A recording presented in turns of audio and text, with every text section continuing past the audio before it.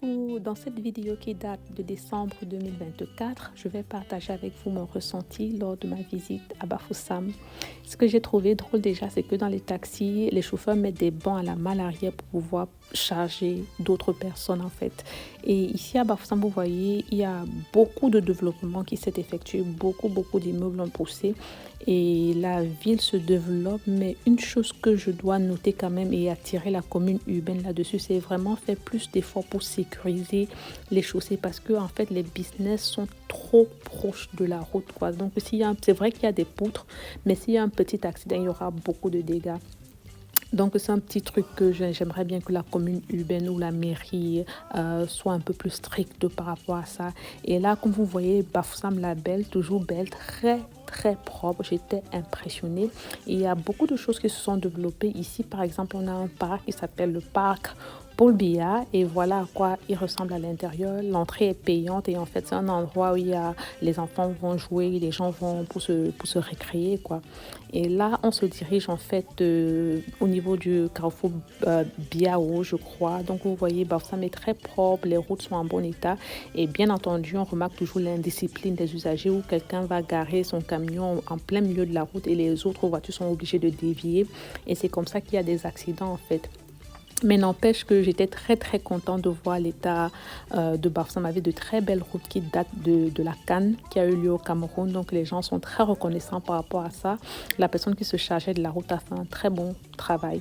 Et je me suis arrêtée dans ce supermarché en fait parce que ce supermarché quand j'étais petite il existait déjà. Il a plus de 40 ans en fait, donc il était là et après je suis également allée dans une boulangerie qui a également près de 40 ans, donc j'étais très contente de voir qu'en fait les Camerounais gèrent leur business et tiennent très bien leur business, donc vraiment je donne un gros bravo à tous ces personnes là.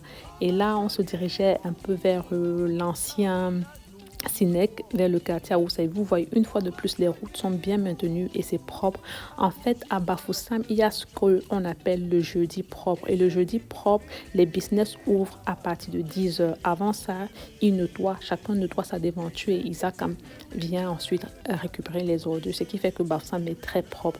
Mais une chose que j'ai beaucoup aimé c'est que le fait qu'il y ait maintenant beaucoup de routes soient goudronnées, en fait on ne ressent même plus la poussière qu'on avait à Bafoussam. Ça, c'est en plein décembre, il n'y a pratiquement pas de poussière. Et ici, je me dirige un peu vers le lycée bilingue, pour ceux qui connaissent un peu. Et ensuite, on va descendre vers la Béac. Et vous voyez que c'est vraiment beau, bien entretenu. C'est propre. Bafoussam est propre et agréable. Vraiment, big up à celui, une fois de plus, qui s'est chargé de la gestion des routes pour la CAN. Il n'a pas mangé l'argent des Camerounais. Il a fait un très bon travail. Et big up à la mairie de Bafoussam qui maintient Bafoussam propre. Et un gros big up également à la population de Bafoussam qui fait l'effort pour maintenir la ville propre. Ici, c'est la fameuse paix plus également qui existe depuis plus de 30 ans. En fait, à Bafoussam, il y a plusieurs endroits où on trouve la paix plus parce que c'est un groupe quoi.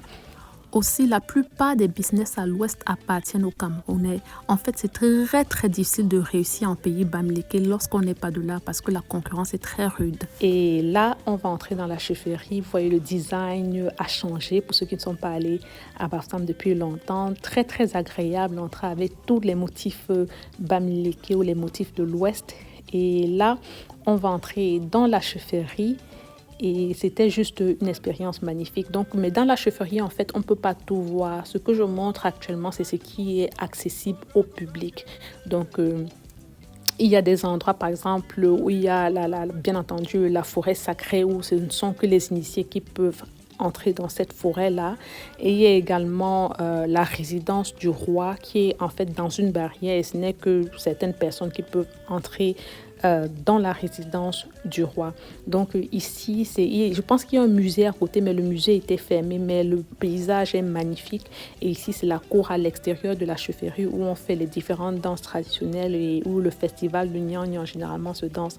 Et juste ici, à l'évêché, là, ça c'est le centre commercial qu'on est en train de construire. Donc après ça, je me suis rendue au lycée classique de Bafoussam pour les nostalgiques. Moi, j'ai étudié au lycée classique de Bafoussam.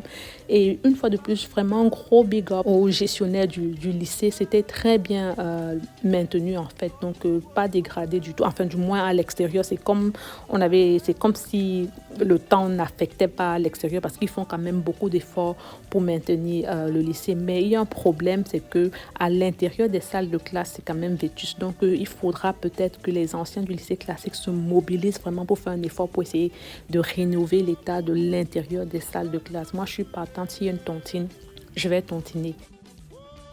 Et une fois de plus, je reste bluffée par l'état des routes de Bafoussam et la propreté de la ville. Ici, c'est l'aéroport de Bafoussam, donc pas mal du tout, même s'il y a un peu de la broussaille tout autour, mais vraiment pas mal du tout.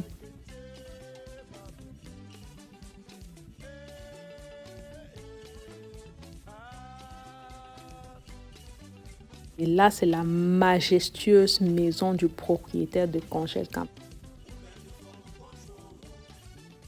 À Bafoussam, il y avait des shawarma, il y avait dimanche taro, mais moi, je voulais manger le rat. Et ce rat coûte extrêmement cher, mais croyez-moi, il est excellent, succulent. Je recommande. Et ceux qui font des commentaires par rapport aux mouches, eh bien, c'est l'Afrique. Que voulez-vous qu'elle fasse? Et ici, je vais donner un gros carton rouge aux Camerounais parce que quand il n'y a pas de feu de signalisation, on se plaint. Et quand il en existe, les gens ne respectent pas et après on a des accidents. Donc, à un moment, il faut être responsable. Donc, carton rouge aux Camerounais. Je ne pouvais pas vous présenter Bafoussam sans vous montrer le majestueux hôtel Zingana. En fait, à l'ouest et à Bafoussam en particulier, il y a beaucoup d'hôtels. Et on m'a dit qu'il y a beaucoup d'hôtels à cause des deuils et des funérailles. Donc, il y a beaucoup de demandes à ce sujet.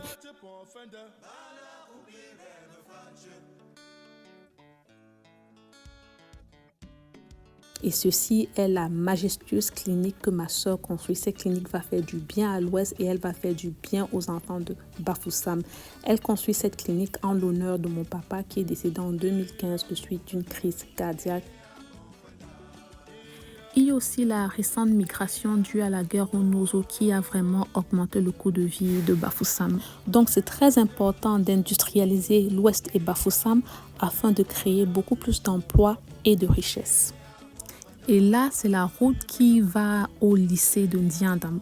Comme vous pouvez le constater, elle est complètement goudronnée et il y a plein de business autour. En fait, vous vous souvenez de toute cette poussière qu'on a eu à avaler lorsqu'on allait en classe, ça n'existe pratiquement plus. Et voilà le sud-est de Bafoussam, maintenant le lycée de Ndiandam. Et vous pouvez le voir, c'est quand même très très bien maintenu, très agréable à regarder.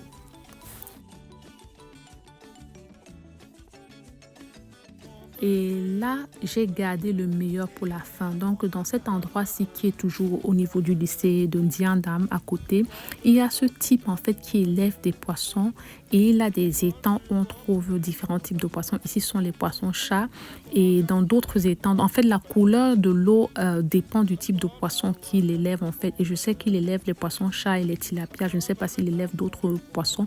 Et j'ai mangé les tilapias qui sortaient de cet étang-là. Ils étaient extrêmement bons. Franchement, ce sont les meilleurs poissons que j'ai jamais goûté. Donc, j'invite vraiment les gens à penser à créer une industrie en fait pour pouvoir élever des poissons à plus grande échelle afin de rendre carrément le Cameroun autonome. Et pour conclure, ce qui m'a le plus plu, c'est le sentiment d'appartenance que les habitants de Bafoussam ont en fait, qu'ils soient de Bafoussam, de n'importe quelle ville du Nozo. Ils se sentent chez eux à Bafoussam et c'est très important parce que il faut accueillir les autres. Il ne faut pas être xénophobe. Il faut aimer tous les Camerounais.